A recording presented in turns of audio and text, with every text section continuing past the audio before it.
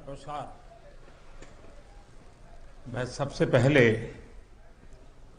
तमिलनाडु के तंजावुर में हुई आज जो हादसा हुआ उस पर अपना शोक प्रकट करता हूं।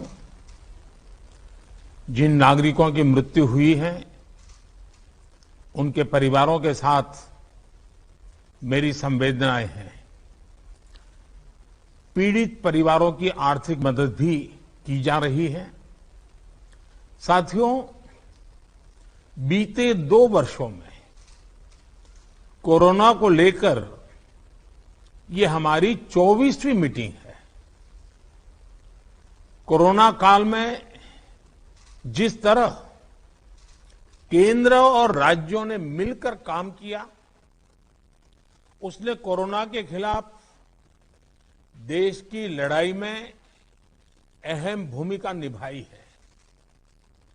मैं सभी मुख्यमंत्रियों, राज्य सरकारों और अधिकारियों के साथ सभी कोरोना वॉरियर्स की प्रशंसा करता हूं।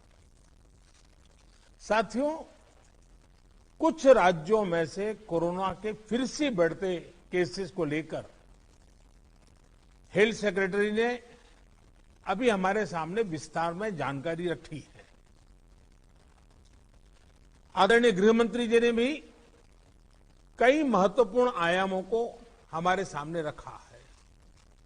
साथ ही आप में से कई मुख्यमंत्री साथियों ने भी कई जरूरी बिंदुओं को सबके सामने प्रस्तुत किया है। ये स्पष्ट है कि कोरोना की चुनौती अभी पूरी तरह से टली नहीं है। ओमिक्रॉन और उसके सब वेरिएंट्स किस तरह गंभीर परिस्थिति पैदा कर सकते हैं, ये यूरोप के देशों में हम देख रहे हैं। पिछले कुछ महीनों में कुछ देशों में इन सब वेरिएंट्स की वजह से कई सर्ज आए हैं। हम भारतवासियों ने कई देशों की तुलना में अपने देश में हालात को काफी बेहतर और नियंत्रण में रखा है। इन सब के बावजूद पिछले 2 हफ्तों से जिस तरह से कुछ राज्यों में केसेस बढ़ रहे हैं, उससे हमें अलर्ट रहने की जरूरत है। हमारे पास कुछ महीने पहले जो लहर आई, उस लहर ने हमने उसमें से बहुत कुछ सीखा भी है। सभी देशवासी ओमिक्रॉन लहर से सफलतापूर्वक निपटे, बिना पैनिक किए देशवासियों ने मुकाबला भी किया। साथियों, 2 साल के भीतर देश ने हेल्थ इंफ्रास्ट्रक्चर से लेकर ऑक्सीजन सप्लाई तक कोरोना से जुड़े हर पक्ष में जो भी आवश्यक है वहां मजबूती देने का काम किया है। तीसरी लहर में किसी भी राज्य से स्थितियां अनियंत्रित होने की खबर नहीं आई। इसको हमारे कोविड वैक्सीनेशन अभियान से भी काफी मदद मिली। देश के हर राज्य में, हर जिले में, हर क्षेत्र में, चाहे वहां की भौगोलिक परिस्थितियां कैसी भी रही हो, वैक्सीन जन जन तक पहुंची है। प्रत्येक भारतीय के लिए ये गौरव की बात है कि आज भारत की 96% वयस्क आबादी को कोरोना वैक्सीन की पहली डोज लग चुकी है। 15 साल के ऊपर उम्र के करीब 85% नागरिकों को दूसरी डोज भी लग चुकी है। साथियों, आप भी समझते हैं और दुनिया के ज्यादातर एक्सपर्ट्स का निष्कर्ष यही है कि कोरोना से बचाव के लिए वैक्सीन सबसे बड़ा कवच है। हमारे देश में लंबे समय बाद स्कूल्स खुले हैं, क्लासेस शुरू हुई है। ऐसे में कोरोना केसेस के बढ़ने से कहीं ना कहीं पेरेंट्स के लिए चिंता बढ़ रही है। कुछ स्कूल्स में बच्चों के संक्रमित होने के मामले में भी कुछ न कुछ खबरें आ रही है, लेकिन संतोष का विषय है कि ज्यादा से ज्यादा बच्चों को भी वैक्सीन का कवच मिल रहा है। मार्च में हमने 12 से 14 साल के बच्चों के लिए वैक्सीनेशन शुरू कर दिया था। अभी कल ही 6 से 12 साल के बच्चों के लिए भी कोवैक्सीन टीका की परमिशन मिल गई है। सभी एलिजिबल बच्चों का जल्द से जल्द टीकाकरण यह हमारी प्राथमिकता है। इसके लिए पहले की तरह स्कूलों में विशेष अभियान भी चलाने की जरूरत होगी।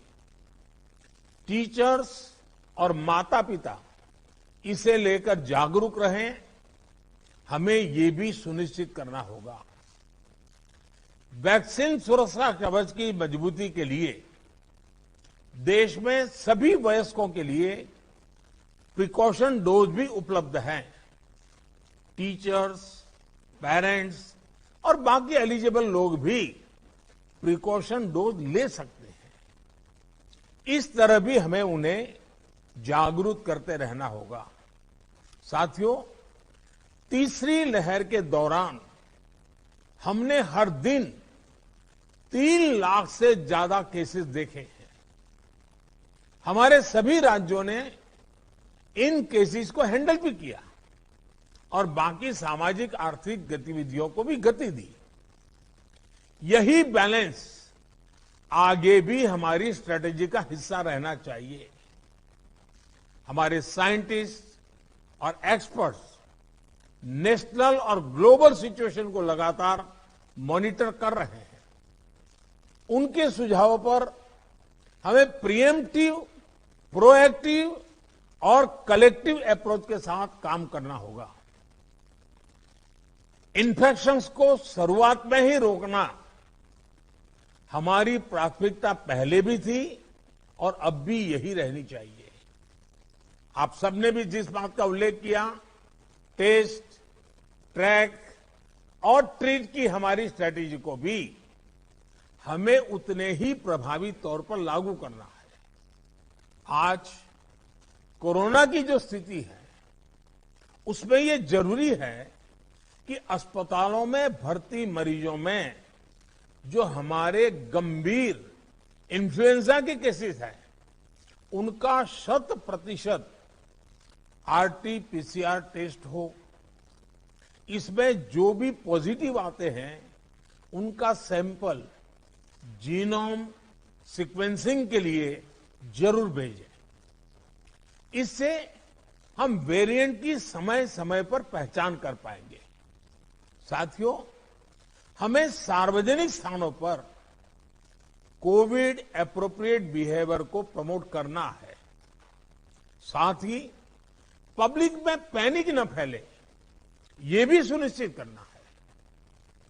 साथियों, आज की इस चर्चा में हेल्थ इंफ्रास्ट्रक्चर को अपग्रेड करने के लिए जो काम हो रहे हैं उनकी भी बात हुई। इंफ्रास्ट्रक्चर के अपग्रेड का काम तेजी से चलता रहे, ये सुनिश्चित किया जाना चाहिए। बेड्स, वेंटिलेटर्स और पीएसए ऑक्सीजन प्लांट जैसी सुविधाओं के मामले में हम काफी बेहतर स्थिति में हैं, लेकिन ये सारी सुविधाएं फंक्शनल रहे, हमें ये भी सुनिश्चित करना होगा और उसको मॉनिटर किया जाए, जिम्मेवारी तय की जाए ताकि कभी जरूरत पड़े तो हमें संकट ना आए। साथ ही अगर कहीं कोई गैप है तो मैं आग्रह करूंगा कि टॉप लेवल पर उसको वेरीफाई किया जाए, उसको भरने का प्रयास हो। मेडिकल कॉलेजेस, जिला अस्पताल, इन सब में हमें अपने मेडिकल इंफ्रास्ट्रक्चर को भी स्केल अप करना है और मैन पावर को भी स्केल अप करना है। मुझे विश्वास है आपसी सहयोग और संवाद से हम लगातार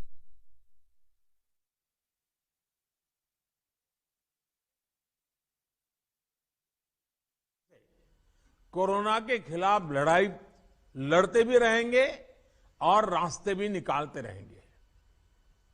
साथियों, कोऑपरेटिव फेडरलिज्म की जिस भावना को संविधान में व्यक्त किया गया है, उस पर चलते हुए भारत ने कोरोना के खिलाफ मजबूती से ये लंबी लड़ाई लड़ी है। वैश्विक परिस्थितियों की वजह से, बाहरी कारकों की वजह से देश की आंतरिक परिस्थितियों पर जो प्रभाव होता है, केंद्र और राज्यों ने मिलकर उसका मुकाबला किया भी है और आगे भी करना ही होगा। केंद्र और राज्यों के साझा प्रयासों से ही आज देश में बड़े स्तर पर हेल्थ इंफ्रास्ट्रक्चर में सुधार हो पाया है।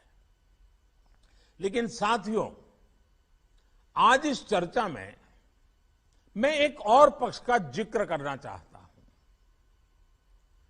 आज की वैश्विक परिस्थितियों में भारत की अर्थव्यवस्था की मजबूती के लिए आर्थिक निर्णयों में केंद्र और राज्य सरकारों का तालमेल, उनके बीच सामंजस्य पहले से अधिक आवश्यक है। आप सभी इस बात से परिचित है कि जो युद्ध की परिस्थिति पैदा हुई है और जिस प्रकार से सप्लाई चेन प्रभावित हुई है, और ऐसे माहौल में दिनों दिन चुनौतियां बढ़ती जा रही हैं। ये संकट, वैश्विक संकट, अनेक चुनौतियां लेकर के आ रहा है। ऐसे संकट के समय में केंद्र और राज्यों के बीच तालमेल को, कोऑपरेटिव फेडरलिज्म की भावना को और बढ़ाना अनिवार्य हो गया है। अब मैं एक छोटा सा उदाहरण देता हूं। जैसे पेट्रोल डीजल की कीमतों का एक विषय हम सबके सामने है।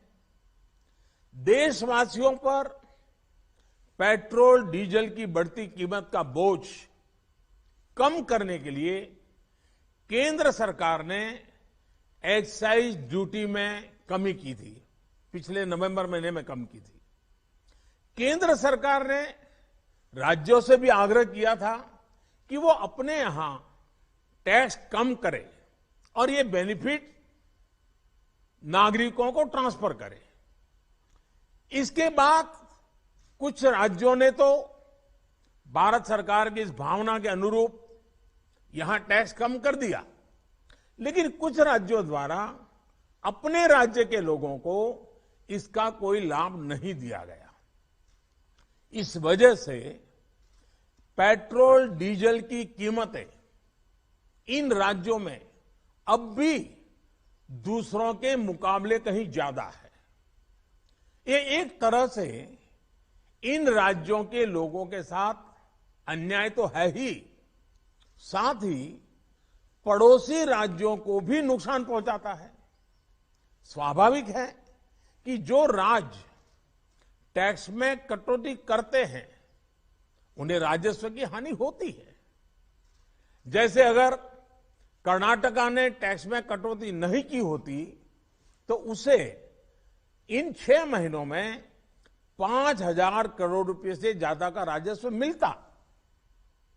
गुजरात ने भी टैक्स कम नहीं किया होता तो उसे भी 3,500-4 हजार करोड़ रुपए से ज्यादा का राजस्व और मिलता।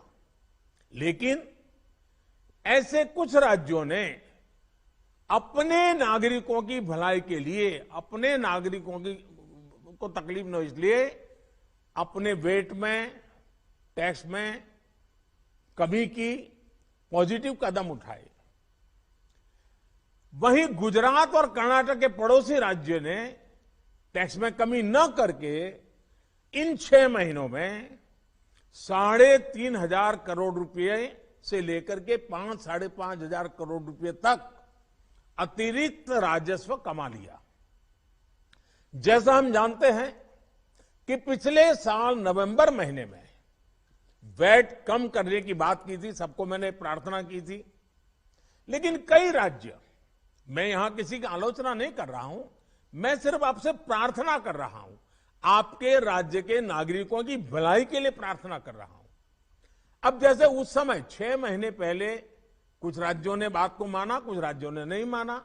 अब कई राज्य जैसे महाराष्ट्र, पश्चिम बंगाल, तेलंगाना, आंध्र प्रदेश, तमिलनाडु, केरला, झारखंड, किसी न किसी कारण से उन्होंने इस बात को नहीं माना और उनके राज्य को, नागरिकों को बोझ कंटिन्यू रहा। मैं इस बात में नहीं जाऊंगा कि इस दौरान इन राज्यों ने कितना रेवेन्यू कमाया, लेकिन अब आपसे मेरी प्रार्थना है कि देश हित में आप पिछले नवंबर में जो करना था, 6 महीने डिले हो चुका है, अब भी आप अपने राज्य के नागरिकों को वैट कम करके इसका बेनिफिट पहुंचाइए। आप सब जानते हैं कि भारत सरकार के पास जो रेवेन्यू आता है उसका 42% तो राज्यों के ही पास चला जाता है।